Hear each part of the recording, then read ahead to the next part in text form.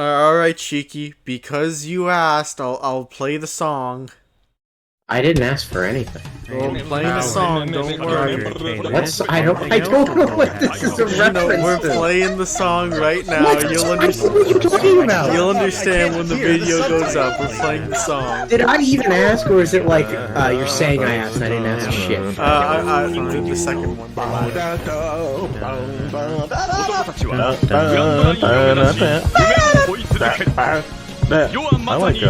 I like great pirate era.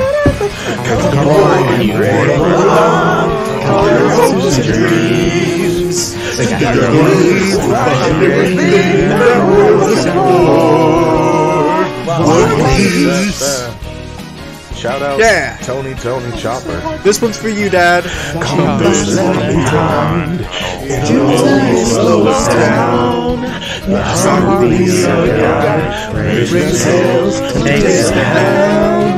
Legendary place. At the end of the years, it's only legendary. Till someone is real. Through all the troubled times, through the heartache and through the pain, know that I will be there to stand by you. I love you, Jack. All your hopes and dreams. Together we find everything that we're looking for. There's always room for you. If you want to be my friend, we are the cruise to your mom. Man, I almost fell asleep singing that. That was not good. Filthy freaking pirates. Okay, so don't put this on me then. Yeah. Alright, Okay. so I just played the We Are theme. That okay. we did, yeah. Oh, yeah, people should just watch that. Yeah, unfortunately they won't, which is why I crammed it in here. Right. Gotta get people's eyes on it somehow. So anyway, it's been a while since we've talked about One Piece. Yeah, it's so been like over a month. Yeah, so I thought I'd bring us back with a little bit of a bang. Okay. Alright. So, let's start with one thing that we always start with. Things we're wrong about. Do you know what we're wrong about, Shiki? The stupid fucking bridge. Yeah, the Tequila Wolf and how it actually was Tall enough. yeah, because like apparently like we actually have like a number like specs on how big warships are, like 60 meters, and that is like a full blown marine warship in the page here. So that is like Also, maybe it's just 300 outright meters tall. stated that's why Tequila Wolf is that size in a recent chapter. Like they just said that's what they're making it for. Yeah. So yeah, So, oopsie daisy. All right. Now, all right. So first thing we have is, dude, did you know that the viewer cards dropped a huge bomb? I don't remember what this is referencing. Fuck. God damn it. Yeah, I know. It's been so long since we wrote this down. So, is it the Franky Queen thing? yes, Franky is Queen's son confirmed, and it Was that actually in the viewer confirmed? Was it card. just implied? I'm pretty sure it was just implied. Like, I think we know how old, or what year. Yeah, it was like Queen's Queen child was born in. Queen left his family, and the timeline matches up with when Franky was abandoned. So it's implied. Yeah, it's only implied. And here's why I don't give a shit. Who cares? You know who doesn't care? Franky and Queen. Yep. Here's the thing. We call this metatextual found family theming. No, you know what? I still call it bullshit because I still don't trust the viewer card to tell me shit because it's still so wrong about so many things. No, but like let's pretend that like it's trustworthy. All right, I'll pretend. This is metatextual thematic cohesion. The biological family of the Straw Hats matters so fucking little that it will be revealed in quasi canon promo material. Base. Awesome. Yeah, that's my take. It's kind of the same thing as like Zoro's parents being revealed in SBS. I would care if Frank and Queen's relationship mattered, which it fucking doesn't. No, I mean I kind of It's just like kind of funny. I know people like Morj like, dude, this is like proof that like Oda doesn't give a shit about any of the Straw Hats anymore. But like the Zoro, I guess the point, like I guess the SBS is technically higher priority than the Beaver card, so I guess he cares a little bit more about Zoro than Franky. Yeah. But it's like, I feel like if you want to cite like him not career Franky, just say like he didn't play much of a big role in Egghead or something. But like this whole Queen thing is just like, dude, I don't trust the Beaver cards. They're so wrong about so many things. For all I know, someone just like wanted to push the Beaver cards for sales and just like thought that I'll get a good thumbnail like buzz article if I like make it. I'll be honest, I just don't. I don't care. I don't trust it, and I don't care. Oh, I guess we can throw in Melon Tea being hilarious for another reason we don't trust Beaver cards. Yeah, so like Melty had a great tweet today that because she reminded people that Oda also approves the dialogue for One Piece Party, this awesome manga spinoff that's very funny and you should read. And Zoro's confirmed like gay in it, so like like implied gay. We're like either implied gay or implied ace. Team doesn't work, and they say, "Oh, we think he's an Okama." He's like, "Shut the fuck up!" But it's like. So, like, I guess maybe he's also asexual, but let's be honest, he's gay. Sanji, gay. Yeah, Luffy, asexual. Zoro, Sanji, gay. Canon. So if you really think Oda involvement means that, like, it's sacred now to the One Piece canon, like, sure, I guess Yamato's a girl then, and also Zoro is gay. You can't have, you can't have one or the other, it has to be And you both. can't use color spreads, because if you use color spreads, then Chopper is a woman, Bonnie and Kuma are Straw Hats. And Nami is a giant. etc., yeah. You can't use text boxes, because then Vergo is Mystery Man. Well, what happens if you use the actual fucking manga dialogue? Oh, wait! Yamato's a fucking man! Not a delusional person who thinks they're Odin. Yamato says, I am Yamato, the son of Kaido. Stupid fucking god, I fucking hate One Piece fans. Yeah, I know. Alright, so next is just like a funny little video we saw where literally just like this one sentence, like the video's whatever, it's just that the premise was Joy Boy thinks Kaido is Fisher Tiger if Tiger didn't die. Joy Boy theories, to clarify. Yeah, Joy Boy theories, right. We have to make that distinction now. Which was just weird because and he kept trying to, like, he would randomly try to prove it by being like, oh, dude, this is why Kaido hates humans. It's like, Kaido doesn't hate humans. Kaido hates, like, the world in general, and, like, a lot of hierarchies, but also the weak because they aren't cool like him. He doesn't hate humans. Yeah, like, he loves Odin. He kind of idolizes Odin, Whitebeard, and Roger, and, like, man, those are cool guys. Or, like, even just proof that, like, I guess it's also kind of like, oh, why doesn't Kaido hate trans people? Kaido isn't really, like, discriminatory based off of that type of thing. That's why the All-Stars are, a black man who is also the most persecuted race in the world, Queen, who's a human, and then Jack, who is a gay fishman, who is gay for him. Yeah, like that's like Kaido only discriminates against weak people is the thing. Yeah, and Yamato's not weak, so why would he care if Yamato's trans or not? Yeah. All right.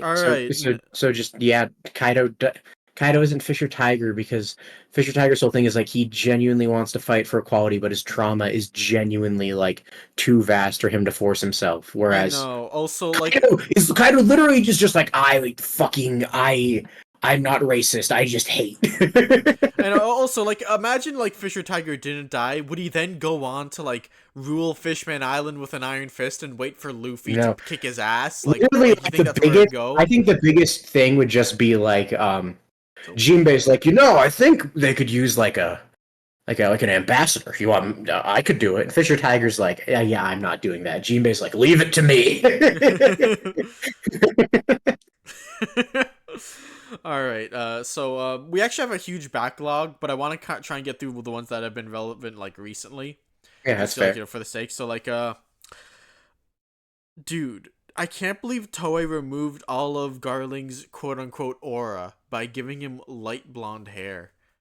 I can't get over that because, like, literally, we showed this to Mocha, and she tried it on me. Mocha and I both immediately were like, the middle one's the good one, right? Oh, yeah, I remember I just asked, like, which one of these do you think is canon? And you were like, probably Mocha immediately said, it's not the right, because that looks like shit. He looks old and lame. And then because the thing is just like Garling was either gonna have like kind of whitish hair or reddish hair. People wanted gray hair are lame, and I don't like them. Uh, I I think Garling could have had a red hair, but all the fan edits people do, I don't like. It's like too deep red. Yeah, It's like a little too like I intense. would prefer if he was gonna be red. I prefer like a duller red, to, show his age or something. Also, it just feels like really intense. Also, like as people pointed out, Shanks and Garling's hair is not drawn the same way, so presumably they would be different colors. Yeah, Shanks's hair has always been like shaded in and stuff, where Garling's never was. And also, like, think about it, he's the moon, and what color is the moon? Either like white, a light gray, or yellow sometimes. Yeah, So oh he's a dude, light yellow. Garling's gonna have cheese powers. Oh, cool. Oh my god, that'd be so funny. All right, now, That'd be so stupid. on the subject of Shanks's family, we got Shanks's evil twin on the 1,121 color spread. Hey man, I'm not going to say it's impossible. I'm also not going to pretend that I think it's likely. Yeah, Shanks but could the sword, have, dude, the sword. if you had to pick any character right now to have an evil twin, Shanks is one of the best ones. If you had to pick one, Shanks is one of the best ones. That is true. But the sword, I don't know. dude, it's confirmed by the sword because only Shanks has a sword shaped like Oh, that. that fucking Sabers thing where don't like exist. they Oh, lied and there's- said no one else had like a sword with like that type of hilt or Even- guard or whatever. Yeah, Which is dumb and like an obvious lie. Tons of characters have that. Yeah, I remember my favorite meme that week was literally Higuma and like how people would point out his sword was shaped the same way and that he's the secret mystery man on the color spread. Or not the color spread, just the spread. Yeah. Yeah, and Yeah. but like dude, about the spread, man, we got mirror matches. So like What the fuck the were mirror those? I matches. don't It's the mirror remember. matches. Dude, you gotta trust me. We got these mirror matches going. I'm gonna go to 121. I'm gonna show you these mirror matches. Okay. So now there's two like sort of like methods people have. Some people think it's gonna be like mirrored like horizontally, but some people also think it might be mirrored vertically too. So like we got like Shanks versus Buggy Final War, Luffy versus Blackbeard Final War. Wait a minute, how the fuck is it like if you close the book they start kissing, therefore those are the opponents? Yes. Okay. Alright, so we got a Kainu versus Sabo. This all makes sense so far, right? Sure. And now we got Dragon versus Aokiji. It's theoretically possible. And we got Garling versus Shanks' Hold, evil hold, twin. hold. Garling versus Shanks' evil twin, confirmed. And then Kobe versus Emu. Dude, that's kind of cooking with that last one. Think about it. Yeah, dude, he's the hero of justice. Emu's a Dude, evil he's man. the Marines, the world government. And Now- what's the other way? The other way is that it's gonna be like top to down, so it's like Shanks versus Akainu. I mean, I guess they've clashed. It's gonna be Luffy and Emu, versus which is Emu. true. Blackbeard versus Shanks' evil twin. No, shouldn't it be? Shouldn't it be Shanks' Sorry, evil sorry, twin versus Dragon? Yeah, no, sorry, that's what I'm gonna say. Dragon versus Shanks' evil I mean, twin. that's also if we assume that is a God's Night, which is a lot of assuming. That's not a shit matchup. Blackbeard versus Kobe. I guess so they he can have get guard beef. back. Buggy and Sabo, Buggy the versus rivalry of the Sabo. century. Buggy versus Sabo. And then Kuzan and Garling, well-known rivals. Kuzan and Garling. People forcing it too much. Just appreciate the cool page with all the fucking important people on it. It looks cool. Stop being a nerd. Yeah. All right. So next we got Jango's Dance Festival is awesome and amazing, and you should all watch it because it's like genuinely maybe the most beautiful piece of One Piece animation you'll ever see. You guys have definitely seen clips of it before, but probably haven't seen the whole thing. It's the one where like the Nami dancing gif is from. Yeah, dude, that special looked so smooth. It wasn't it just an advertisement for like a mediocre movie, Yes. which is awesome. So yeah, if you guys can find it, watch it because it's heat. That is all. Yeah, alright. So next, O'Hara has giant racism going on in his Okay, channel. oh and yeah. I'm not- O'Hara, in one of his recent videos, said, "We know there are different races of giants." And I thought he was just going to be like, he forgot that Oars is confirmed to just be a giant who is like weirdly tall. And if anyone's like, oh, that doesn't make sense. Think of Oars as like the Moria of giants. Yeah. His skin's a weird color, he has horns, and he's fucking gigantic. It's like Yeah. that. And I was like, oh, maybe he'll bring up like Scotch and Rocks or something, because they do look really weird for giants. But what O'Hara brought up is the fact that Saul isn't from Elbaf, therefore he's a different type of giant. And he said like he looked different, which is like, what do you mean doesn't. looks different? He like, doesn't. Does he have a He bigger doesn't jaw have than most giants or Elbaf something? clothes. Like it was really weird because it's like that's not how that works, dog. Yeah, That's I not how know. that works. Like he said, like we know this. One's like, no, we don't. You're just making shit up. No, literally the only substantial example is the Scotch and Rocks potential, which would be very funny. And like even then, they could just be like hairy dudes.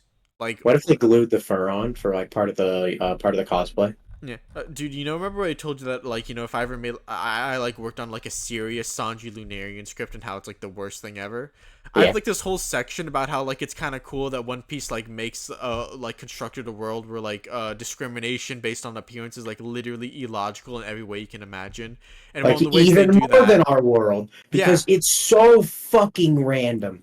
yeah, because like even like humans can look like just about anything, but yet like Pudding is like a complete freak for being a part of a different tribe, for being a third eye, yeah, stuff like that. And then it's like, dog, like, or is it just a weird giant? He's not a different like being that's like. And if he is, that's a fucking retcon. Yeah.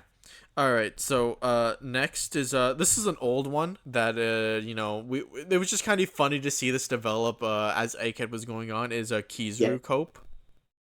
Oh my god, it was so funny. Sorry there, people were like, ooh, Kizaru's gonna get like a big fight and have some character development, and that didn't happen.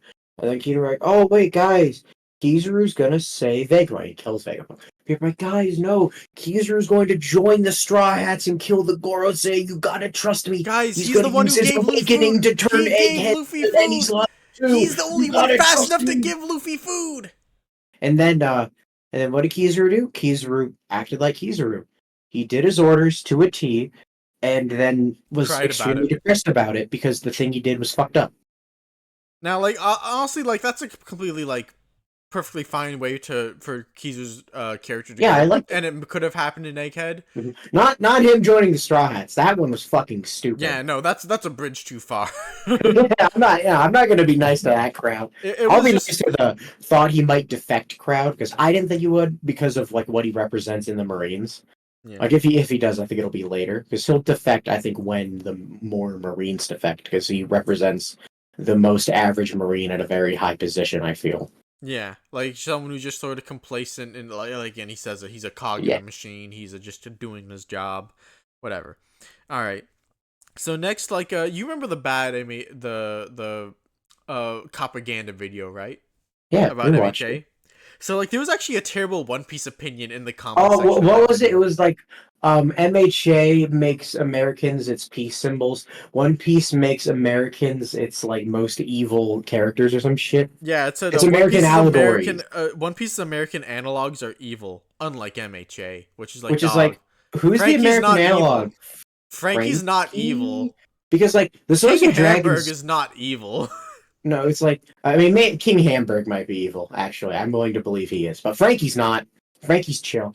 I guess it's just like the Celestial Dragons don't represent like Americans specifically. I know there's that meme of like Donald Trump being a Celestial Dragon, and it's like sure, but, like okay, that's funny and like doesn't work because they're older than him running as a Republican.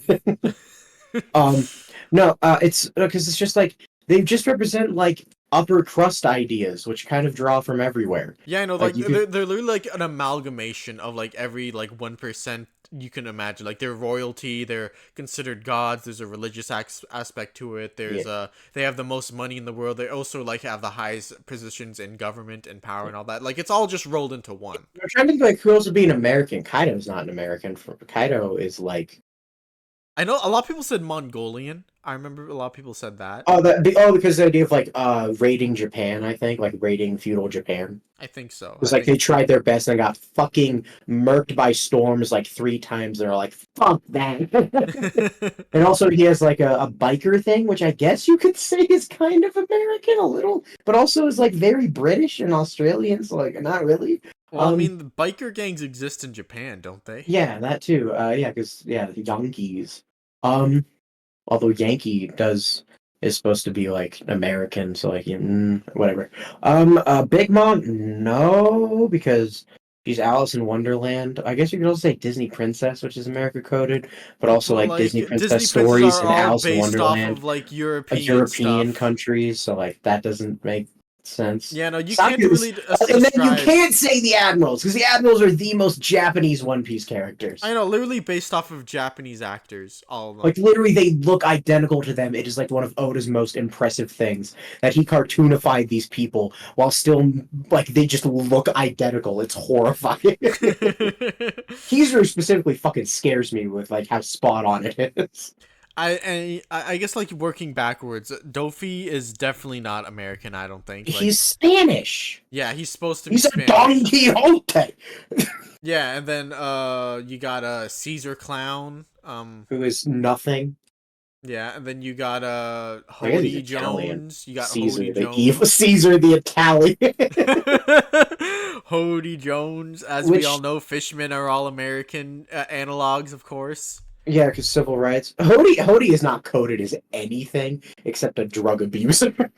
Then we got we got Moria, who's just Halloween. Goth. He's just goth. Halloween. He's Halloween. He's just a goth king. We got Rob Lucci, who's Italian name. Italian. Wait, Italians are the true evil of One Piece. Oh God! It's been right in front of our face this whole time. So yeah, I don't know what the fuck that's about. All right. So we're gonna bring up your arch nemesis now. Oh my fucking god damn it! God fucking damn it! All right. Do you remember what you didn't like that Randy Choi said this week? It was a while ago. What did he say? All right. He said, "Oh fucking mental propaganda." God fucking damn it! Yeah. So Randy Choi believes that Delphi users can actually swim, but the only reason they can't is because of mental propaganda. Like, they heard the idea that they can't swim and they just believe it. It's and like the world government, like and this is like the epic metaphor for the world government using like propaganda to like control the masses. Which is like what's funny is if you were an anime watcher, you might believe this theory because Kinemon doesn't think he has a devil fruit. And in filler, Kinemon was able to swim. Good job, Kinemon. the mental propaganda can't get guess into that's a valid cage. Because yeah, like people from Wano don't think they have devil fruits, but like Raizo can't swim. No. Yeah, like Raizo can't swim. It's so. It's like how does that work? Because like. And also, like, if you tell a devil fruit user they can swim after being told they can't, what happens? Like, which mental propaganda wins? I know, it's so. Like, do they like so fight weird. Each other? Like is Emu sending out like mental waves with his like supernatural? No. It's literally just like you told them, and then they believed you, and I guess you can't unbelieve it. Similar to that, he thinks that anyone can become Nika by having a freedom mindset, which I also think is really fucking confusing. That is so dumb. Because it's so like dumb. Luffy became Nika because it's his awakening. Bonnie became Nika because that's how her fucking fruit works. But dude, it's like an epic metaphor for propaganda and how it controls the masses, so it's like good. It's like why? Why do you have to? How does that even make sense though? Like, ooh, I'm very free. I can now. What? Or also, wouldn't they be like better Nikas? Because like, if Zoro becomes Nika, oh no, that doesn't work. Oh, no, I see. No, Puff, these actually play together. Because if you only believed the Nika thing, that would actually make Luffy trash. Because other people would be able to go Nika, but could still swim. But because it's mental propaganda. Oh, no, maybe you have to free yourself from the mental propaganda first. Maybe. That's also, how does the mental propaganda thing work? Because like, he didn't explain. He just said no. Is Sea Stone also mental propaganda? Because like, Luffy Probably. tried breaking that without knowing what it was, and it didn't work. Or like Smoker touched Luffy with Sea Stone, and Luffy didn't know what it was, and it worked on him. It's like, is like Sea Stone stronger than mental propaganda? Or is like, the only mental propaganda is that you can't swim. Sea Stone, that's legit. I don't fucking understand. Like Moria's whole weakness is salt because it's related to the sea, because the sea is the fuck whatever. Did Yeah, he no. say anything else, or is that like the only like what the hell are you talking about thing? We also have him about his quote unquote Sabaody moment type language, where like he'll just reference arcs to explain like basic tropes. Oh In the yeah, story. like something. No. See, Egghead wasn't going to have sad moments. It was going to have Sabaody moments. Yeah. And like you can even see that with like the way not just him, a lot of One Piece fans do this. Whole Cake Island wasn't a rescue arc. It was an Enies lobby for Sanji.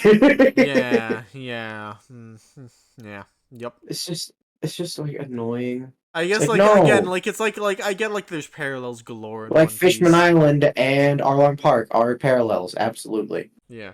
But like I could dude. I could make a strong case for the parallels between Alabasta and Dressrosa, but like you don't watch like watch Luffy beat Moria and be like, this is a Alabasta moment, and by that you mean Luffy beat a warlord. It's like, what the fuck are you You know, talking about? at a point, the parallel just stop being cool and stop adding to the story when you just Yeah, it's put just it like like that. you're just it's like it's that at a certain point you start becoming the meme where it's like man who has only seen the Boss Baby watches a second movie. That was a real Boss Baby moment. I'm imagining like you're watching through like Naruto and like Sasuke leaves the village and he's like, dude, this is like a Baratie moment where Nami left the crew. Damn, dude, a bunch of 1v1s? Is this an Arlong Park moment? Stupid way to talk about stories. All right, this is one that you want to add. The more time passes, the more you hope Scopper never shows up. Oh my. Okay, here's And the thing. I'm with There, you there, kind of. there are certain One Piece characters that I cannot take seriously. I think like my top three in order are Scopper. I can't. It's all Theory Channel's fault. I can't take it. Whenever people clickbait Scopper, I laugh and I'm like, I hope to God he doesn't do shit. And it's reached the point where if Scopper, who has a very real chance to show up in the story and do something, if he does, like eventually I'll get into it. But for the first chapter or two, I'm just gonna laugh every time he says anything because I just associate him with stupid Theory Channel. um, Like and then that's the for weird thing. We know like next to nothing about his personality, but I feel like I do because so many theory channels have talked about he's him. this old wise like man who's like he's not an alcoholic like really, but he still drinks.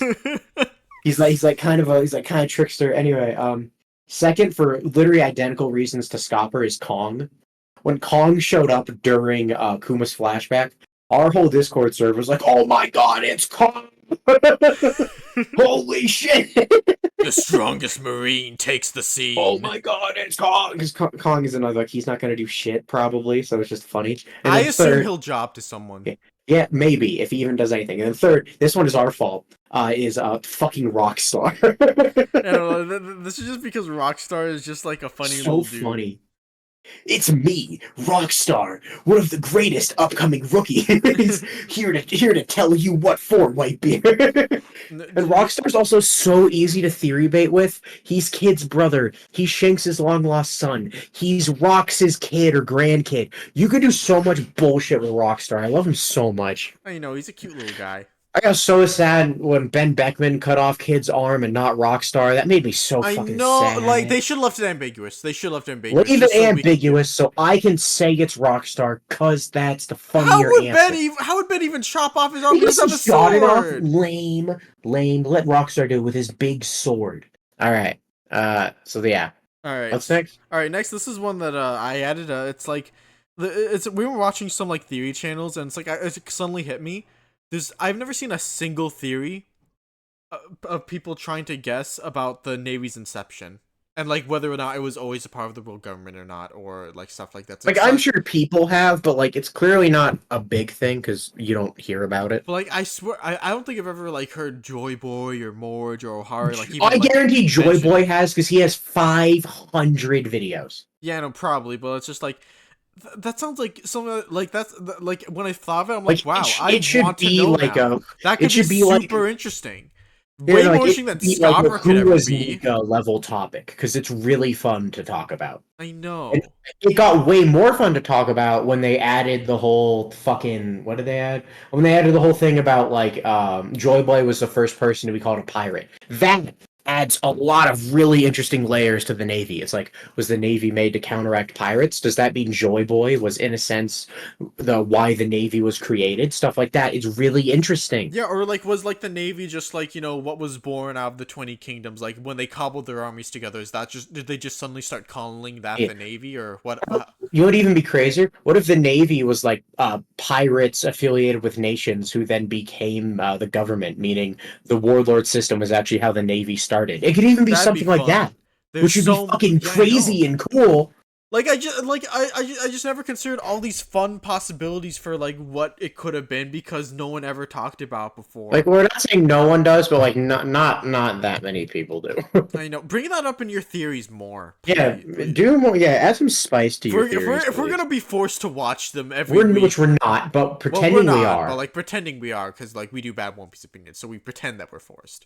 Okay, so next is but you like the Bleach novels though? Why do you take them so seriously? And it's like I say because they're good, because the No, Bleach literally, novels like are literally, good. like I think I said this before in like a past video. We were talking about novels, and like one easy to make fun of because there's a bunch of really stupid One Piece novels. Like there's a novel for One Piece Odyssey. There's a novel for blatantly non-canon movies. But like my main thing is literally, are the Ace novels canon? Arguably, but they're not very good, so I don't really want them to be. Whereas the uh Can't Fear Your Own World is like peak and is better than like Jujutsu Kaisen. So like I know, dude, so it's I insane. want it to be canon because it's peak and great and super good. Also, like we just know that the author behind Bleach, Kubo, like actually like had a hand in Like writing the we story and know all that. more about his process, and it's just good. It's just really good. I know, There's like Zebra cards. Like who that's the fucking thing. cares? Like that's the thing. Like about like side material is still like if it I prefer not to have it, but if it's good, I can't complain, and I just like it. Hmm. No, like it's quite literally like, do we know if when we don't know if something is canon or not, and it's quasi, I'll be like, it's safer to say it's not. But if I really like it, I'm kind of just gonna pretend it is until proven otherwise. Yeah. Like it's like, will I reject most of Beaver cards? Yes. Will I reject the Foxy Beaver card, where he was an ex-boxer who was too good at boxing and joined Davy back fights because they added more spice to his life? No, that specific one is canon to my heart because it's fucking hilarious. Yeah, yeah, That specific one, I want to it's believe. it's actually so weird we use the term canon on Viva cards because canon kind of implies some amount of storytelling. I think where Hmm. the Viva cards are Yeah. not that, so I just call Oh, it inaccurate and like, information. I don't and even one think. one big reason I which wouldn't call the Beaver cards canon at all. Same with like the novels and shit. Is like Oda had a line in a recent interview. We may have talked about this before, where he said, no, the movies aren't canon because I don't want you to have to go outside of the manga to experience canon parts of my story." And it's like, oh, in that case, everything that is not the manga and arguably the SBS because it comes attached to manga volumes, should fuck off. Yeah. And at the same time, that's also like the only thing Oda really has direct involvement in, as far as we're Like, aware. there's a difference between oversight and he's the fucking writer. Yeah, the difference between stamp of approval and he's actually part of the process. Between he helped character designs and maybe helped with some of the story, like Strong World, we know he had a hand in. Yeah, or All like we know right. like he sometimes brings up like the general like backstory to a character for a movie sometimes, I think. Yeah. Yeah. Yeah. All right. What's next? Dude, did you know that the main theme of One Piece is hard work versus natural talent, and this will be explored through Luffy and Kobe? Kobe. Okay, what's Kobe? All right. All right. All right. I hate that. People are always like, think no. What was it? Like the funny thing is the list for Kobe and Luffy had like overlap because it's like because like literally the only difference between Luffy and Kobe, because genetics don't matter in One Piece. If you can't get that through your fucking skull, I don't know what to say to you. The only difference between Luffy and Kobe is that Luffy got a devil fruit that started dog shit, and then he trained with it for over a decade, and it became super good. Otherwise, they're pretty similar. Like, could 13-year-old Luffy beat the shit out of 13-year-old Kobe? Yes, because Luffy started training earlier. Yeah, Luffy's been training in the mountains since he was like 5. But like Kid Luffy was, by One Piece kid standards, not a very strong kid. Yeah. Whereas it's like that's it. It's like, oh, Luffy had a badass strong mentor, unlike Kobe, who was only trained by fucking Dart. And, if we're really talking about hard versus natural talent, like Luffy's been training a lot longer than Kobe overall, and yet Kobe's catching up pretty fucking Prodigy much? Oh, but he had to punch the battleship bags real hard. Luffy was fighting tigers his whole life. I'm not saying like Kobe didn't work hard or anything. It's just that this is not what the conversation between their characters should be about at all. No, because really literally, like, the main thing is like Kobe's whole thing about like, oh, am I gonna have to stop Luffy Senpai's dream? He's not gonna show up and be like, sorry, Luffy, you can't have the One Piece. Kobe's like, why? Luffy's like, why? And Kobe's like, I did more push-ups than you. That's stupid. That's dumb. That's also like the Zoro thing where people are just like, ah, why is Zoro weaker than Luffy when he's training all the time? A lot of that's like the anime's fault, because the anime loves having like openings or like filler luck, where Zoro's working out. 15% concentrated power. Yeah, where the thing is like, obviously Zoro still trains, but like Zoro's muscle training, like a maniac arc, was only in Alabasta because it was his whole thing about wanting to cut steel. And he incorrectly thought, I need big, strong muscle. I need to hit real hard with my big, dumb sword. And then he learned, oh no, I need to like have friends and be spiritual. Okay. Like obviously he still keeps up his physical strength because that's important. But like the point was that like Zoro was prioritizing the wrong thing by doing big dumb manly push-up. Yeah. So he doesn't do it that often now. Yeah. All right. So next we have stuff attached to the remake that's coming out. What's the stuff attached? Oh, the fuck! Fuck. I love how you're just slowly remembering these as we. Okay, so here's the thing: does Usopp look weirdly pasty in that one concept art? Yes, because they all do. Because that's not their natural shading. You can tell because if you actually look up any more concept art from that fucking show, you can all see them with actual fucking color, not just on their skin, but on their clothes. If you want to make a funny meme because he looks like a ghost in that's fair. But actually getting upset about it is dumb. Yeah, and we've already talked about this before. Toei didn't whitewash Usopp. They actually like made him darker than he was in the manga, and then like lightened him to the manga shade. It was like whatever. It's fine if you prefer one over the other. One thing I do really like about like I think one of my favorite looks for Zoro is like his look in the Skypiea anime. Like I think the tan they give him in the Skypiea anime looks really good on him. Yeah, that works. So, like, I don't care. Like, if they make them darker and it looks good, good. If they don't and it looks good, good. I don't fucking care. I don't give a shit. I kind of want to use this as a springboard to talk about, like, a dumb, like, sect of people that... This isn't necessarily a One Piece thing. It's that, like, there's people out there that don't think anime characters are primarily Japanese.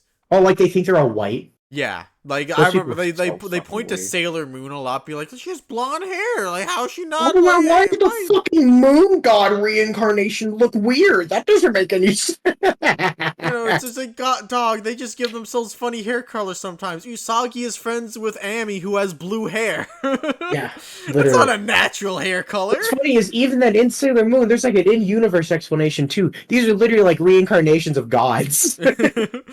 No, it's just like Usagi's child has pink hair. No, it's like I'm not gonna pretend like the study I read is perfect, because I already don't remember where I saw it. But basically, one thing, take this with a grain of salt in case I'm stupid, but from what I remember, it's true. I'll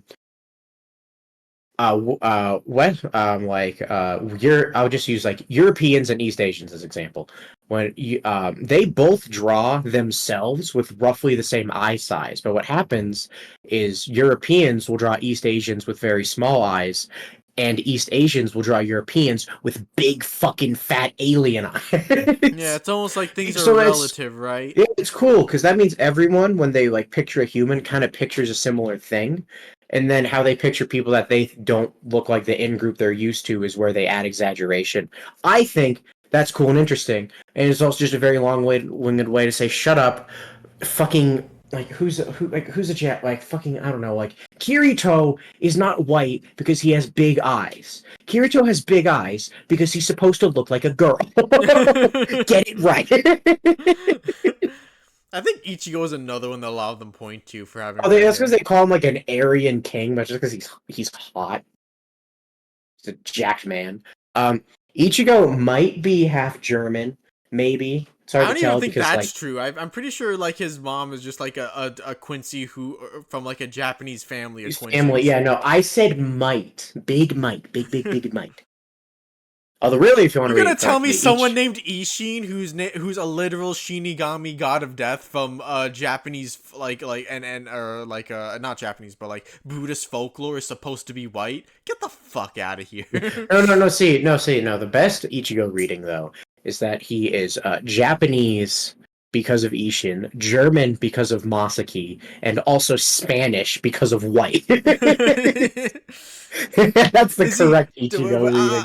I forget. Do all the Fullbrings like do they have like English for their like all their names or because like I remember when I was going through they're the one group that didn't have translation notes attached. So I'm wondering. I don't. Maybe they were in English. I think they just don't have like as much of a specific country theme, which you can even get with their aesthetics.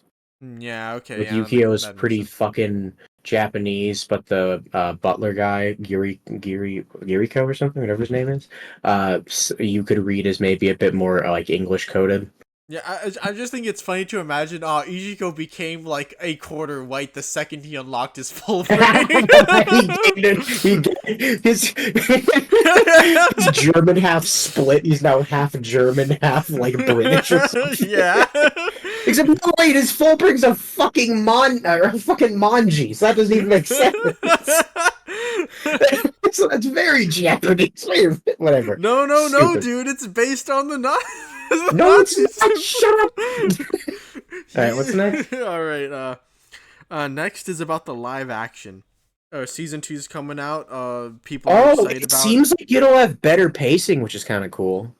Yeah, but like, fuck, shut up about that. I literally don't care. Did you know that people don't like the actor they chose for Robin?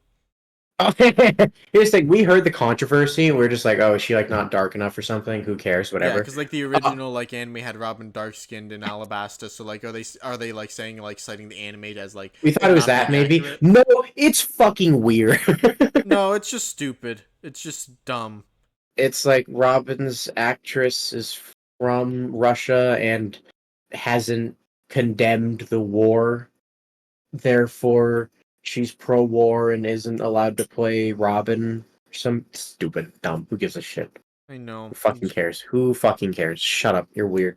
She does not represent the Russian government, people. She's just a Russian person. Yeah, it's weird. I almost don't care because I'm not gonna like the live action anyway. It's not good. I know. I haven't seen it. I recommended a video from a very small channel recently about how the live action fumbled Fishman Island. I want to watch that because that looks interesting.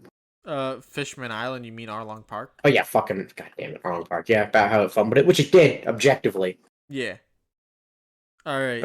I checked the comments on that video. The top reply was, "No, that's just what happens when you have to cut down an arc." It's like, that's not true. Cutting down an arc doesn't explain why Luffy listened to Nami's backstory. Cutting down an arc doesn't explain why the villagers actually think Nami is evil and aren't lying to her. Cutting down the arc doesn't explain why Nojiko tried to kill Nami with a shovel. No, those were just choices they made. Cutting down the arc does not explain why Sanji did not. Do you not know what Arlong Park is? I know. I want to talk. This is so stupid. Why wasn't Sanji there to watch the Mihawk fight? No, but I think we're being a Bride a lot. We should clarify. Arlong Park was also comedically fumbled. They did a shit job with Arlong Park too, for the record. Just to make that clear. Like again, like I don't want to blame like any of the cast members or like even any of the writers or directors. The whole production's an uphill battle. So like it's just that at the end that's why like my thumbnail for the One Piece live action we did was the One Piece live action tried its best, 4 out of 10. I don't even know if it tried its best, but I like to pretend it did. Okay, so basically season 2 is gonna come out. The pace will be better, which I guess is a good thing, but it's still probably going to fucking suck. Probably, yeah. because season 1 wasn't good. And here's my very funny anecdotal take. I like the live action Avatar more because they're both ass. But live action Avatar was funny, so I actually had a fun time. Like I think we finished it. I was like. Chas Smoke and I tried watching the live action. We fucking dropped it because we wanted to die with One Piece. We made it like buggy and we hated our lives. And I had to slowly watch it myself. Whereas live action Avatar, we binged that shit in like 3 days because it was fucking hilarious. The Boomy fight? Oh my god. Look at Sokka sliding in on the eye. Good fight. Good fight. Peak. I had a good time. Alright, so next we have some let's get some positivity in here, okay? So yeah. Bad opinions, positivity. Yeah, so Werb made a good video, like I think like a week or a couple weeks ago. Oh, I was literally like I was so scared because Werb likes Morj a lot, which is not a crime, but he does. And it's like, uh-oh. And then he made a video about how like the things that like other arcs do that Wano didn't, that it was why I didn't feel tension. And I was like, or stakes. I was like, oh. You know, I that kind of sounds like a Morj. Yeah. And I was like, uh-oh, that sounds like a Morj video where he makes a bunch of stupid fucking diagrams that don't make any sense. Uh-oh. Or he makes, like, really stupid rules that don't follow. Dude, but then, I know. Dude, the first 2 minutes, I'm like, there's so many Morjisms in this video. He said, I was so worried, I'm gonna explain, so like, worried. the fundamental, like, rules that, like, he said, like, something about, like, the fundamental rules that dictate how we, like experience stories. I'm like, no, that's a Morjism. Oh, no. Yeah. Oh, no. Literally, what he brought up is just the fact that, when, Luffy fails to stop a villain, the villain then goes on to like either further their plan or do something bad, which is true. That does happen. It can be as simple as Luffy was too slow to get Zoro's swords, therefore Kobe got shot in the arm, or it can be as vast as Luffy failed to beat Kaido the second time, therefore Kinemon got brutalized and almost died. Or it could be like Luffy was too Luffy didn't beat Crocodile the second time, so Crocodile finds the Poneglyph and almost kills Robin. It's like, yes, those are all true. And he brought up a point that even Puff has made before, which is, it would have been kind of cool if, after Luffy went down, after the Cypher Pole stalled him, it would have been nice to have, like, a few more chapters of, like, the, oh no, we're fucked stuff. Yeah, because, like, again, like, the thing that happens whenever Luffy loses, like, in a fight against the main villain, is that the villain now has free reign to do whatever they want now. And it's like, oh no, Luffy can't fight him. What are we gonna do? Like, you know, so, like, if that lasted longer and Kaido got to, you know, just, like, even if it was just, like, superficial, like, he beats down on the Straw Hats for a bit or whatever, like, it could have, like, felt different. And, like, this is one fun point that, Werb made, is that, like, even just changing locations could have like added like a sense of progress, and therefore could have like added a sense of quote unquote stakes to people. Yeah, kind of like maybe Onigashima gets like I couldn't get near the land of Wano because the fact that they didn't actually notice it right away is like important and thematic. But you know, something could happen. Yeah, but like at the very least, it could have been maybe like Yamato fights Kaido not on the rooftop where Luffy did, but like in the dome. Maybe you could have done that. Yeah, or basically it's just like a like I don't agree that takes away from like stakes or tension, but it's like his case for why it did was fair and understandable. Also, he just brought up obvious lies, like that Wano didn't have enough deaths. He's like, no, Wano had the most deaths, which it did, because Werb is smart. I like him so much. Even when he makes a video I disagree with, I'm still coming out like, damn, Werb's so smart. I know, he's good. I'm so glad there's good One Piece. Yeah, no, literally, dude, this was the first time I was like, oh no. Like, it was flashing me back to like because I remember way back in the day when Morj was really small, I, on our shitty little group chats, would recommend him to people because I thought he was really cool. Then he started like his downward spiral, and I was like, oh no. I know. Like, at first, it was just small things, like he would be like overly smug about predicting that Big Mom would go to Wano. It's like, who cares, whatever. But then it was like Wano started getting deep. And it was like, uh-oh, we're starting to lose him. We're starting to lose him. Yeah. He'll make a good analysis every now and then, but otherwise, uh-oh. Like the reason why, like, with O'Hara, I'm just like, you know, like you don't, like, with Ohara, I view him as like a scorpion. Like you wouldn't be disappointed if a scorpion like stung you. That's its nature. Like, right? the biggest thing with Ohara is just when he spreads misinformation, it's annoying because he's so fucking huge. Yeah, I know, but again, like he's a scorpion. I'm not expecting Yeah. anything from him. I wouldn't be disappointed if a crocodile bit me. I'd just be like sad about it. Yeah, so it's just like annoying. But You see with Ohara. Morj, but with Oh, Morj, that's why everyone says that. Oh, that's annoying. But with Morj, it's like, I know that you can be better than this, and you're choosing not to. Mhm. I know Yeah. this.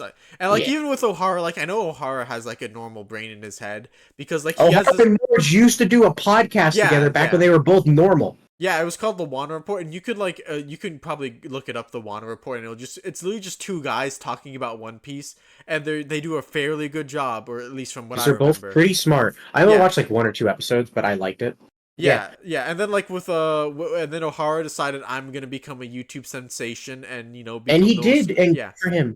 yeah, good for him. And then Morj decided I'm also gonna become a YouTube sensation, but I'm gonna I'm be less I'm gonna smart be the about it. edgy one. Yeah, I'm gonna be the edgy one. I'm gonna be I'm gonna less be the smart edgy about one it, with and B, all that stupid compromise. Christ poster thing he's doing right now. What the fuck, boy? I hate Yeah. that thing he's doing right now. I don't like it at all. Woo, we always have to talk about the current trends with the One Piece YouTubers now, don't we? the difference between Morj and Ohara is that Ohara's like editing is like, you know, sometimes there'll be an error here or there because, you know, again, like it's really weekly, like up as soon as possible. Like overall, it's a very consistent style, looks good. I like the little faces he has for all the straw hats and like all the VFX. Morj's fucking backgrounds. Yeah, and Morj has like some weird, like I swear it has to be auto generated. It has to be. Oh yeah, it's I like can't- desktop background shit. I cannot if any of you, imagine.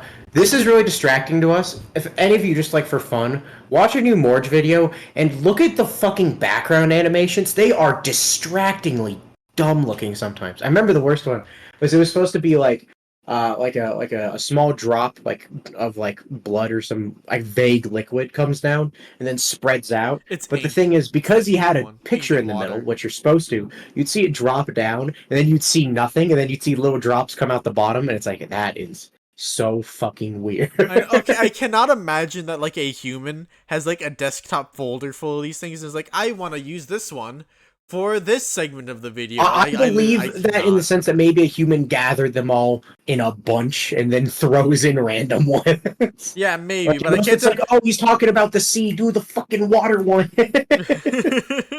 I don't like Morj's backgrounds. No, it drives me insane, honestly. All right, what is next? All right, did you know that Sanji only cares about hot ladies? I think we've talked about this before. That's not true. Yeah, no, it's not. Because the two easiest examples for me. Kureha. Oh yeah. Oh okay. Oh, we were doing the misogynistic approach. Okay, misogynistic approach. He protects Kureha, even though he openly doesn't think she's hot. There you go, woman.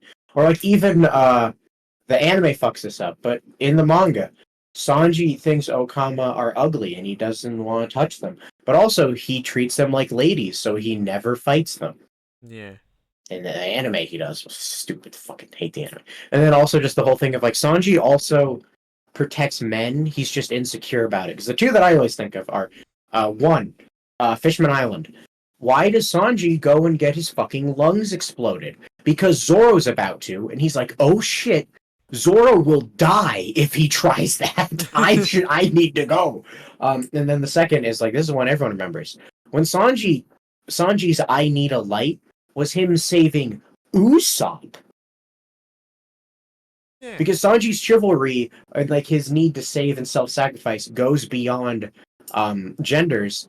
He's just only blatantly very fucking please date me to women. But his chivalrous protect people spirit applies across the board, regardless of if he thinks you're hot or not. Yeah. Although he does think Zoro's hot, so that's a bad example. Yeah, I remember like going into like the encounter with Enel. I remember he like was like, Usopp, if it means saving Nami, puts his hand on his shoulder. I will gladly sacrifice your life, and he's like, what would you try? And then like later he sacrificed himself to Yeah, save yourself. like So, that's yeah. that's It's funny Sanji's a and cool. I tsundere with love the it. men of the crew is kind of the thing. Like literally, like even on Park earlier, he's like, I should let you die, Zoro. I should feed you to the pigs. But then when they actually start fighting, Sanji gets his lungs exploded to protect Zoro, because that's the thing. Sanji cares about everyone. It's just he expresses it to women by giving them parfaits and saying, please kiss me. He expresses it to men by being like, shut up, idiot. uh, okay, I have do you want to go to comments? We're almost at like 55 minutes now. Do you want to go straight to comments, or do you want to do one more big one? What's the last big one? So Morj believes that the warlords only exist to fight the Yonko. Oh, that's his favorite fucking Twitter post he made. That was so dumb. I'll literally just clip the thing here for you, so you can just like see how dumb it is. Shichibukai are off doing ridiculous things, like trying to unearth ancient weapons and destroy the world, aka Crocodile, or enslaving, entire islands, Doflamingo. It's ridiculous, and their only job is to show up one time over 20 years. They just have to show up once. Just one time. Just one time. To do what? To do the only thing that they were fucking created to do, which was fight a Yonko. And they don't even fucking do it. They just sit around and laugh about shit, and Mihawk swings his sword once, and then he cuts a tidal wave, and then he says, okay, well, now Shanks showed up, and I don't want to fight that Yonko. Bitch, you're supposed to fight every Yonko. You were signed up to fight all the Yonko. It wasn't in the contract that you get to pick and choose which Yonko. That defeats the entire purpose of the Shichibukai. So Mihawk's out. Boa Hancock, she not only does she not contribute to the war effort, she counteracts the war effort, literally turning Marines and pacifistas to stone and destroying them. You know how much pacifistas cost? A fucking battleship's worth. A single pacifista has the same cost as it takes to make a battleship. She's basically destroying God knows how many millions of berries of company property over the course of the Marine Forward War, and then she doesn't even quit. She's just like, I'm just gonna keep my job. Jinbei's not as bad as Mihawk. No, Jinbei's worse than Mihawk, because again, Jinbei's only job, the only thing he was signed up to do, what are you supposed to do when you're Shichibukai? You have to fight a Yonko. Yonko shows up. Oh, I don't want to fight this Yonko. I'm sitting this one out. Bitch, you don't get to do that. The Shichibukai are such pieces of shit. It's crazy. The world government are fucking stupid as fuck. Alright, I presume you watched it? Okay. No. No, that's not why they exist. Like, why'd you get that impression? Like, I get that there's that line where, like, the balance of powers and all that, but, like, there's more than one reason that the warlords exist. Like, even when we're introduced to them, one thing we hear about is, like, they give a cut of their treasures to the government. They were introduced. Is that even good? Moria specifically is fucking loaded. I have the fucking list here. So I'll do okay. So, they were introduced as pirates that suppress other pirates and give a portion of their booty to the government. So, like, free income for them while also just doing part of their like job and stuff. Okay, and then how well do they do that though? Aren't they terrible? It's like, yes, they are terrible and corrupt, but like. Kuma was just perfect. Like, Kuma was perfect in every way. He was just like a really powerful agent for them, and they used him effectively. Moria was eating pirate crews by the ass load. Oh yeah, so Moria's the whole defeat other pirate crews thing. Moria specifically, phenomenal at that. 10 out of 10 job, Moria. Okay, so the next is Weevil attacked the remnants of Whitebeard's crew. So, like, one by one, he would just hunt down their executives, and that's presumably how he spent his tenure as a warlord. And, because, like, that was his main goal for the time. So, like, you have to assume that he spent his whole tenure just hunting down Whitebeard pirates, which is, like, government likes that. Good job, Weevil. Jinbei was just a tokenism. They just wanted, like, they wanted tokenism. So, like, they thought it was good publicity for them. And presumably, like, I assume that Jinbei would also just, like, keep Fishman Island safe. Yeah. Which so, like, you can't point at Jinbei as a bad example. Yeah. You wouldn't. Unless you want to be like, but he didn't want to fight Whitebeard, though. And it's like, yeah, okay, alright, he disobeyed and didn't do the thing, but he also... And then he lost his job. Yeah, but he also did everything else required of him. And also, like, literally, they didn't want him for the same reason they wanted other warlords. Yeah, and Doflamingo, like, he gives them a lot of grief and trouble, right? But he also got them Sea Prism Stone, which is a which is big win for them. huge. Huge win for them. Sea Prism, literally kryptonite. He got them kryptonite. Can you believe that? That's so big.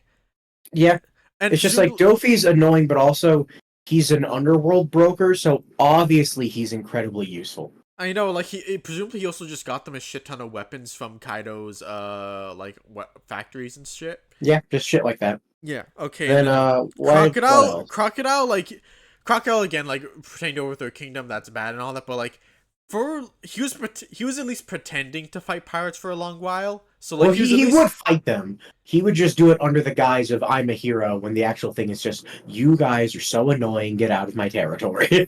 Yeah. So, but at the very least, he was performing the role of a warlord, and at the very least, he does run a whole organization of bounty hunters who presumably were also suppressing other pirate crews.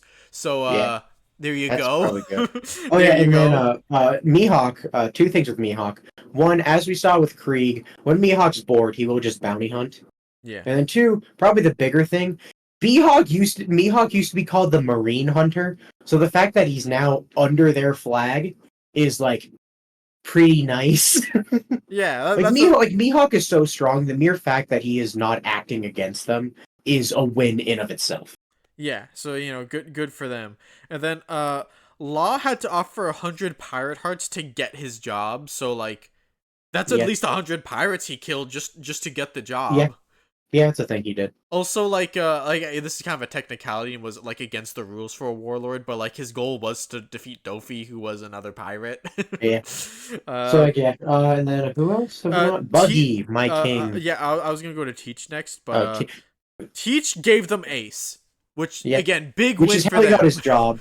Big and then win after for that, them. Teach was the warlord for the shortest amount of time, because he gave them Ace, and then literally before they could ask him to do any warlord things, he went and raided Impel Down. Yeah, so like you could again like the warlord system is like a shit system in a ton of ways, but like overall, most of the people they picked gave them some benefit or another. The one that gave him the least is probably just Hancock. Yeah, no, Hancock was the worst one because she literally didn't do anything. Like, I presume she maybe sent some of her booty their way. Or, like, I don't even imagine I imagine Granny Neon, like, was on top when she of wasn't that. looking. And then I think the other thing is just, like, kind of similar. The fact that Amazon Lily is not an aggressive enemy is just like, well, that's nice. Yeah. Kind of same thing with Buggy. It's like, Buggy has such a giant fucking mercenary guild. It's like, yeah, the fact that he's not against us. Also, ex-Roger Pirate? Holy fucking shit. Dude, imagine if Buggy went rogue. They'd die. Yeah. Dude, they abolished the warlord system and suddenly they had to fight Cross Guild and now they're going to get slaughtered by Cross Guild. Yeah. Yeah. Like, I think that's proof of why the warlord system, even though it's super flawed, did support them in some ways. Because once it's gone, 3 of their warlords get together and literally start hunting Marine. Yeah, like, this is still the way I'd put it. The warlord system was good for them from, like, a military and financial perspective. It was just terrible for the general populace and, like, from an ethical standpoint. And then, like, some of them went too far in certain ways. Like, obviously the government doesn't want Crocodile to have Pluton. That's theirs. Yeah. Yeah. All right, so now with that, what's funny is even if the government learned Morj's ultimate plan with ores, their first thought would be like, well, that's not going to work. But also, hypothetically, if it did, hey, you beat Kaido. Good job, Morj. Yeah, Warlord of the year. Warlord of the year. Good job, champ. But in the back of their head, Venus is like, how do we get Sea Prism Stone now? That was one of our main traders. Dude, I'm just imagining like Kuma and Morja constantly fighting for Warlord of the Month. Yeah, imagine it's like Kuma has like the SpongeBob like employee of the month thing, and Mori's like, God damn it! And everyone's like, Mori's literally the lazy one. How does he outperform all of you? And Mihawk didn't even show up to the meeting. And Dofi's like, shut up. All right, so we have like a lot of comments because again, we'll just do the most recent video. All right, so I actually don't have them in order here. I can go in order. I have them up. All right. I can never hate the OPLA because it's what got me into One Piece. Good for you. Good. Still bad. I got into One Piece through the Ninja Storm games. They're not good Those are games. still bad. But Um, I can still I appreciate saw. the fact that Let's Agami see here. I took saw the people say Hanafuda should have replaced Moria. Cringe. How dare you? Stupid. Moria is based. It's just literally Be people being like, ashamed. I want the edgier, cooler looking design. It's like, yeah, okay, sorry you don't like One Piece. Sorry about that. Let's see here. As a similar hater of the live action, I would generally want them to keep going as long as possible. I agree. I want to see it. I need to see it. Yeah, it could be fun to tear it apart. Let's see here. Let's see here. Let's see here. Imagine if the Popeye Marine had a Roger Sakazuki rival, and it's the Steamboat Willie Mickey Mouse. That's a phenomenal point. Thank you, Leo Luster. You are spitting. I agree. When it comes to the best One Piece filler, someone thinks it's the New Year's special alternate universe. I never really fucked with those. I think I guess like it was like a cute idea, but I never thought it was fun enough. Yeah, I don't think I've ever like seen all of them because like I just No. got bored when I Have first we seen watched them. Kinnikuman? I have not read all of it. I've read pretty fucking far. I'm trying my best. I have read the first volume and I'm like, I cannot. If they ever I release cannot. great scans, I will read the whole thing. I cannot. If they already have and I'm dumb, I'll do that soon. At the end of the day, it's all about how writing is executed. Sorry, I feel like the only reason I'd ever want to read Kinnikuman is just for the clout of having read Kinnikuman. Yeah, that is fair. Like I want that on my resume. Wait, let's see here. At the end of the day, it's all about how the writing is executed. While I enjoy Egghead, I think it's been a very bumpy ride narratively. Also, God, these theories have been so bad lately. Simply use the narrative to build your case. What's this shove it, blah, blah, blah. The man marked by flames is Scopper, that's true. Anyway, I don't think Egghead has been bumping, but if you do, good for you, I guess. I'll have Someone an Egghead pointed this video out. soon, We I mentioned Stampede while skipping Film Red. We were talking about movies. Sorry, Film Red went like unstated because we just love it a lot. I know, like we talked about it a lot in like other Yeah. like No, videos. Puff has already said one of the greatest early evil Puff missteps he made was not recording me ranting to him about how much I liked Film Red the first time I saw it. Like I watched Film Red, came home, was like, hey Shiki, you've seen this movie twice already, right? And it's like, yeah, it's like, all right, let's talk about how cool it was. And then we did it for like 45 minutes. I'm like, oh my god, Yeah. I should have I've seen I Film should have Red exploited 11. you for more content. I've seen Film Red 11 times. 10 were in theaters. It's a good movie. I like Film Red. Also, I was in a state where movie tickets are really have fucking cheap. Yeah, and again, like maybe you guys forget, but this is a side channel. I made a video on my main channel about Film Red. And Admittedly, that's a very hard to watch video due to copyright. yeah, no, it's a slideshow for like a animated movie, so like not and not the best. dancing and all the shit. It's a little hard to. You might want to podcast, not all of it because there's so good editing, but you might want to podcast like parts of that video. Let's see here. Oda solved the problem of having a kid on the crew that can't handle themselves by introducing a kid that can stop being a kid for a while and has a pretty decent ability. You can say Oda has made Luffy act and appear like some kind of hero savior mentor figure to other characters in the past, like Otama, Rebecca, and Kobe. But it's really being taken to an 11 out of 10 level with Bonnie. I don't really agree. Like, I don't think Luffy, like, outside of the fact that Bonnie can replicate Luffy very closely, I don't think Bonnie is, like, uniquely more inspired by Luffy than, like, Momo. I don't agree with that. Yeah, I guess the idea is just like eligibility to be a Straw Hat, Yeah. which I guess like she has more going for her than Momo. I don't care about that at all. Okay. It's also, plus, Girl has nowhere to go. She's literally being targeted on a whole new level by the government. She'll be fine. She has Kuma. She'll be fine. At the very least, Bonnie and Kuma are honorary Straw Hats. They are honorary Straw Hats the same way Dory and Bragi are, where they are close friends of the crew. Yeah, like, you know, if like, let's say, like, O'Hara's fanfic of, what if Marineford happened again, but Luffy's execution, they'd show up. They'll be there. It's cool. Oh no, we have another Yamato comment. What is this one? I actually don't remember. It's been 2 months. With the whole Yamato thing and their gender, you gotta look at it from a Japanese perspective. Oh boy. We got a Japan understanding. Oh boy. At least in terms of anime character types, Yamato is clearly inspired from the sort of girl boss, tomboy, leader of a biker gang, and daughter of Yakuza boss type characters. No, he's not. He's not fucking Shitoge from Nisekoi, you fucking liar. Okay, well, let's say hypothetically that Chitoge from Nisekoi said, "I want to live as a man," and decided Started identifying as a man, then there you go. and said, "I am the son of a yakuza," and stuff then, like that. Then Raku would be icon. They later walk into the men's bath and say, I wish to take part in this bath and not the women's bath." Like, Yes. yeah, I guess you want to be a man then. And it's also, I guess, like, fuck, what is it called? There's this really cute romance manga where a girl has a crush on a guy, and she wakes up one day, and she's a little living doll that replaced his, like, right hand. It's really stupid and cute. In that, there's, like, a cool, badass biker gang sister, but it's like, Yamato isn't that. Yamato doesn't act like that at all. Alright, next. Those characters are often more masculine in both how they act and how they speak. They use more masculine Japanese pronouns and verbs without taking away from the fact they're a girl. The whole point is that they're a girl that's also badass. So I don't think it's a big deal with Oda. If you really want to be anal about it, technically speaking, Yamato's preferred pronouns are Odin. No, it's fucking... I'm gonna fucking kill you all. Puff. I've said this a million times. The panel. The panel. Until you can address the panel, I don't want to hear your fucking takes.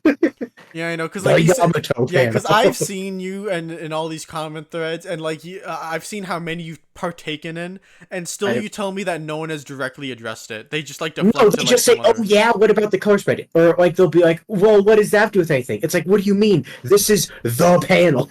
This is the manga we're discussing. We're not discussing. Also, the only character that you can even say Oda's explicitly playing with their gender and how they present is Kiku. Well, that's not true. You forgot about like fucking Eva, whatever. I mean, Kiku does say, "I'm a man, but also a woman at heart," or something like that. That's literally backwards, you fucking ding. No, it's just like, no. Chopper asks, "You're a man?" ? And she says, "I'm a woman at heart." Oh yeah, no, I read it. And wrong, then she goes into the woman's bath. I'm dumb. Okay. So people claim Oda is a bigot for some reason. I don't care. But dude, I want to go. I want to go as a girl because boobs. I think based King Oda is able to simultaneously have Yamato hard identify as a man, but also have big tits. King Oda. Yeah, I kind of want to roll back to Kiku because like I remember a lot of people were like, well, dude, how like no one has this. No, we don't have this conversation about Kiku because we all just take it for granted, right? Some people do. Yeah, and then I'm just remember back when I was like a weekly reader, I was in another Discord, and someone asked me like genuinely, why is Kiku in the men's bath? Or sorry, why is Kiku in the women's bath? Shouldn't they be in the men's bath? What's going on? Why are they with Tama? That's not safe for them to be with Tama. I'm like, oh no. Oh yeah, no, he gave no. Also, and then he did two weird things. He said one of Oda's points in One Piece is that it's okay to misgender people as long as you don't discriminate against them, which is like that doesn't two, that doesn't make sense. It's like saying it's okay to call people slurs as long as you don't discriminate against them. Like what you're saying doesn't make sense. No, I don't. And then they just do the whole actually Yamato is gender fluid, which is like, no, they're not. Where did you get that from? It's literally just like a cope and you don't want to deal with the argument. All right, next. I don't think devil fruits... someone brought up something that is true and we forgot to bring it up. Wow. We don't think that you can get brainwashed with your devil fruit, like the way people think, like the Nika awakening made Luffy like a Nika boy or something. Yeah. Carnivorous zones do make you a bit more bloodthirsty. That part is canon. Yeah, they do say that. But that is a bit different than what we mean with like the Luffy shit. Yeah, because Luffy was addressing like this particular like argument that like Luffy is like part of Destiny Piece, or that Joy Boy is gonna be like the Kurama inside of Luffy, or like stuff like that, or that Luffy started acting differently after he ate the fruit. Mm-hmm. Let's see here. Oh, dude, think about it. Nika was a carnivore. No, I guess he'd be an omnivore, actually. Or was he a carnivore, and that's why Luffy likes meat so much? Wait a minute. Wait a minute. That's so stupid.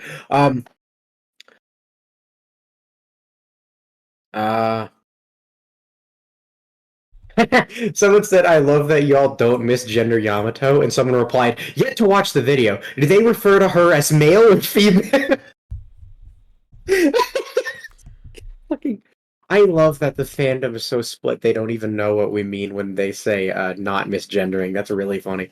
Chas and Mocha are fighting. Good for them. Let's see here. Crazy theory. I think all 5 of the Elder Stars had a mortal surgery on them. Well, that's kind of seems unlikely now. Oh, I'm gonna cook, Buff. I'm gonna cook with my bad theory. Yeah. How are we gonna kill the Immortals? Is the question everyone is asking. All right. How are we gonna do it? How are we gonna? Give me the skinny. It's kind of rough. Here's my guess. So we saw that a big burst of what we assume is Conqueror's Haki was able to undo the magic portals, which we are guessing was Eam. Therefore, that means Conqueror's Haki can undo Eam's magic. As we saw, because Eam took away Saturn's immortality, the immortality is also Eam's magic devil fruit demon, or the fuck it is bullshit. And we also learned through the knot that you can infuse things with Haki in like a different way than like Black Blades or something. So my dumb thought is you use Advanced Conquerors to push your Haki out, and then after you injure a guy, you lock the Haki in place so they can't regen. That is my best guess. That's like obviously it'll be a bit cooler and more complicated than that if it does happen. But that's my best guess so far. Dude, what if you just throw salt water on them? Fuck yeah, that's a much better idea actually, you're right. Yeah, you see, like when Warcury was jumping into the ocean, he probably knew Skywalk, so like he just like boop is the giant pork, the giant. Other devil fruit thing that we missed. Someone said, "Well, wait, Awakenings influence devil fruit users." It's already stated that that's like usually, and it's pretty clearly stated that Lucci and Luffy seem to be the exception. Yeah, we brought that up. Robin could be a D, maybe. Sure. I don't care. There's no reason she can't. Like at the end of the day, we're not even sure exactly what being a D means, or like. Someone said Franky has Haki because his sword lit up in a manga page, which is like I think that's just like Franky being a Super Sentai nerd. No, it wasn't even a manga. They cited. No, you're right. They sent an anime clip, and it's like vaguely maybe there in the manga, and then another one was Karabu, which is like. Karabu is made of mud. You can hold mud. So when he scoops Karabu into a barrel, that works. It's the same way like Luffy was able to. Karabu was already in the barrel is the thing. He just like nailed it. No, there's one where Franky like throws him in a barrel too. But things like that make sense because like Franky's not hurting Karabu, he's moving him. Similar to how like Luffy was able to try and eat Crocodile because he is still interacting with the sand. He's not hurting Crocodile because he's not using Haki, but it's still a physical object he can move. Yeah, you gotta remember like when Luffy fought Aokiji, he still kicked him like 100 feet in the air. Yeah. That reminds me of a weird thing, like this stupid argument I have with my brother because I argue about him about the most useless, stupid things ever. He argues that like Logias are not intangible. Yeah, just weird. No, because like he literally has like this like a whole like when you get to the hard science of it, you can technically touch like fire and magma. So it's like yeah, but like effectively they're intangible, which is why we call them intangible. The point is like you can't punch them. One, they can morph through you if they want to. Means. Yeah. So we call them intangible because they effectively are. And he's like, no, but that's not good enough though. And it's like, well then what is good enough? All right, last one. Here's a bad One Piece opinion they think we should talk about. And this was pre-Egghead ending, so I guess they were making a prediction. An end of arc party for Egghead would have had weird vibes because there's a corpse, there's corpses, there's dead things, yada yada. Egghead got around that because Lilith is like, hey, technically they're all alive in my heart, so it's okay. And then we later learned that shocker to no one, the only Vegapunk that died is the one that wasn't a fucking robot. Because all the robots have spare parts, but the flesh and blood one don't got shit, which makes sense. And then Kuma's not dead, so we can have a party. And also, literally, we saw that. Luffy was literally moping, not wanting to have a party, until Lilith is like, don't worry, it's chill, dog. And then they had a party. Yeah. Or they had a little bit of a party because Luffy didn't really understand if Vegapunk was dead or not because Luffy didn't know what the fuck was going on. Yeah. Alright, that is all. That is not all. Done. I still have some here. Oh, fuck. Comments from other videos? Oh, shit, what are they? Alright, Luffy has a specifically debilitating weakness to swordsmen. Oh, yeah, I fucking hate that. We brought that up before. Luffy doesn't have, Luffy is, it's not like fire types against water types in Pokemon. Luffy is as weak to blades as all other humans are. Yeah, because The- humans are not blade proof. Yeah, but Luffy is immune to blunt force attacks. Like what? You think like when you cut Luffy, what does it do? Does it like hurt him more? Does You it get a do times go 2 attack deeper? bonus. You get a Yeah, no, it times 2 doesn't. attack bonus. No, Luffy is not weak to blades. He's not immune to blades. Is the correct way to look at it. Yeah. All right. Next, Vegapunk's speech was bad because he didn't directly say the world government was evil and responsible for everything. Oh, apparently Morj And- said that. yes, which I don't know Morj if he did say did. Someone this. said he did. Okay. In my notes it says Morj said it, so I'm gonna. No, that's believe because it. the commenter said he did. Commenter could be wrong, so maybe Morj didn't say this, but it is the take people have. Stupid, for a pretty simple reason. Vegapunk's not a morally upstanding guy. Yeah. Also, like again, like it's kind of nice to see that like he's going at from like a historian's point of view, where like he literally will not say anything he's not sure of. So instead of inferring Yeah. things and like spreading that information to everyone, he's just like, I'm just gonna tell you what I know for sure. I know these two groups fought each other for some or such reason, and these were the results. That's it. And also, just like Vegapunk isn't one to like take a hard stance when it comes to sides. That was like one of his greatest character flaws is that he's kind of ambivalent towards evil. Yeah, and again, this is like one fun. Like I think I first heard this idea from Crash Dwarf. There's a real possibility that the world government was like good back in the day, and they At slowly some point in time. Yeah, but they slowly became corrupt over time, which like Yeah, which that's would be perfectly interesting. plausible. That's perfectly plausible. All right, and All right. next is Usopp's speech about wanting to live in Wano is a character flaw, and that's going to be overcome in Elbaf. The thing's like, I think there are like pros and cons to Usopp's acts in Wano. I think him criticizing the samurai and being like, dying for the sake of dying is fucking stupid. Live, you dumbass. But I do think you see a hypocrisy in Usopp, where while Usopp is willing to die and sacrifice himself for the sake of Luffy's dream, when he sees a fellow crewmate do it, he desperately wants them not to, which is kind of just like the whole...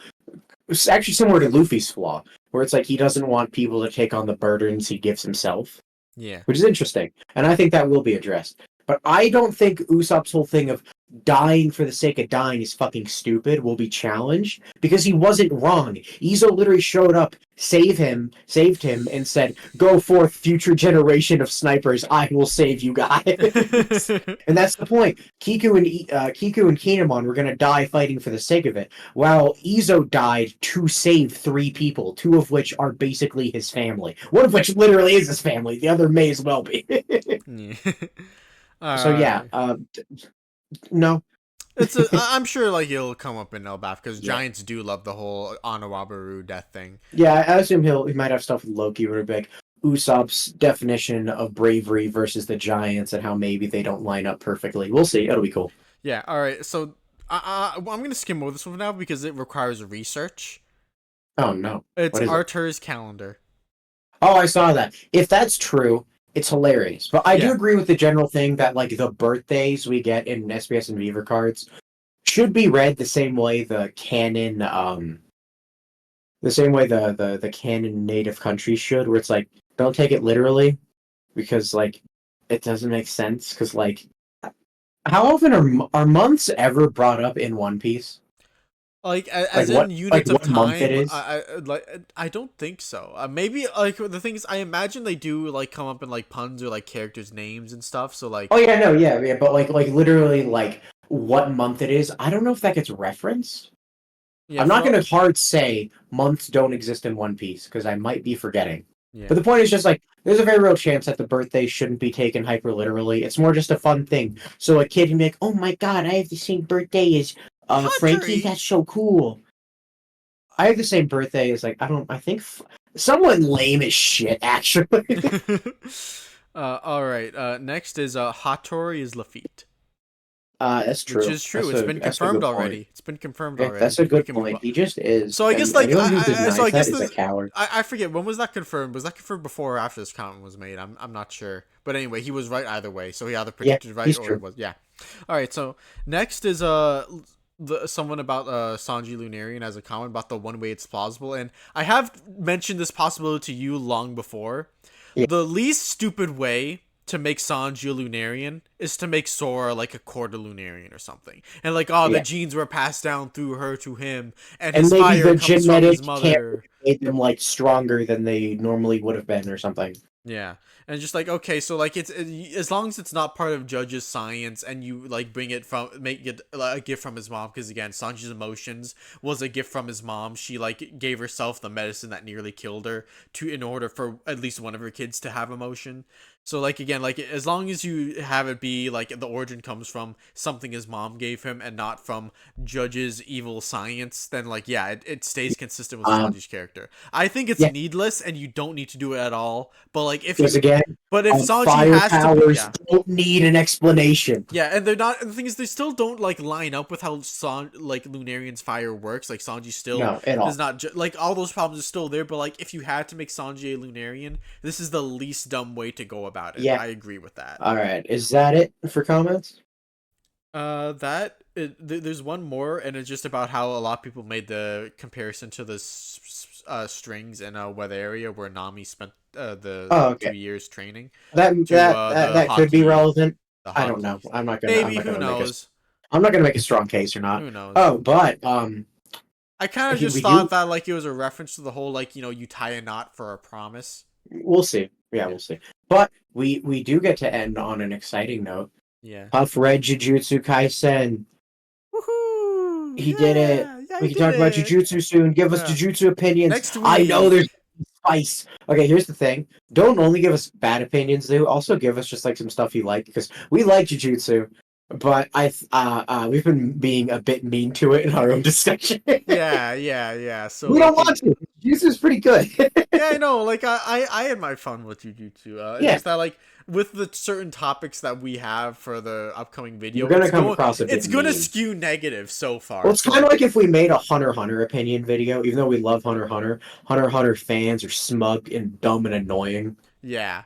And again, like this was like just my first review of Jujutsu. Like I know all the hand signs like that they do is like have some like deep like Buddhist meaning or whatever the heck, but like I can't recognize any of them. So there's clearly stuff I'm missing when it comes to Jujutsu's Buddhist imagery is like even harder to look into than Bleach's sometimes. So that's gonna be a fucking chore.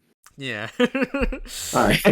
All right. So I remember when on my media thread when I put Jujutsu Kaisen there, I immediately got like a comment like an hour later being like, "So what'd you think about it?" And I'm like, all right.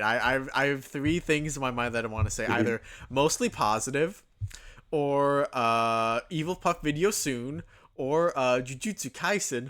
More like joking, kill myself. Am I right?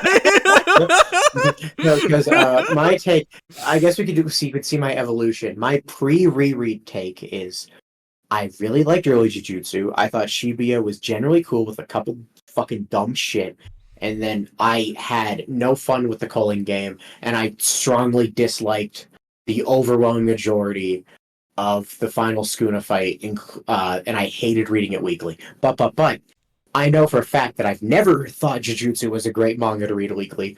So praying to God. Oh no, dude! Like I'm some of the fights that I read through, I'm like, if I was doing this weekly, I would like hate myself because like, I was going fucking insane. Yeah, because like you have to like remind yourself each time how the powers work, or like when Sukuna like talks about I'm using my curse energy to heal my reverse curse energy. No, so my reverse curse energy can heal the synapses in my brain, so that the synapses in my brain can allow me to use my cleave technique. And if I can use my cleave technique 3 times before Itadori gets 2 critical hits on me, then I can bring back. I guess that's your foreshadowing. One take we will bring up. Jujutsu was not fun to read weekly at the end. Oh my god. Yeah. which is not a pro or a con. I think Conan sucks to read weekly, and I love Conan. Yeah, or like Hunter x Hunter again, like is like miserable like weekly, not just because of because of all the hiatus. Like I just straight up reread the whole boat arc every time a new bunch of chapters Which is drop. valid. There's a lot of fucking shit in this arc. Because I know I will not understand anything if I don't reread the arc from the beginning. Yeah, there's a lot of names and you don't remember them, and there's a lot of powers you don't remember them, and you would if it was uploading at a normal pace, because it's not. It's kind of hard. Yeah. Well, I think that's why whenever Togashi comes back. By the way, new Hunter x Hunter chapters coming out in August. Not August, October. Let's go. He always releases a volume's worth, and I think one reason he does that is because that means when the volume comes out, it'll have the what's happening in the plot intro pages. I think that's why he does it. One, just a volume at a time is nice, but two, also he gets to do that, which is very nice to the reader. Yeah. All right, that's All right. it. Yeah. Jujutsu opinions coming soon. Yeah, next week or the week after, definitely. Depending on how long it takes me to reread the series. Yeah. All right. See you next time. All right.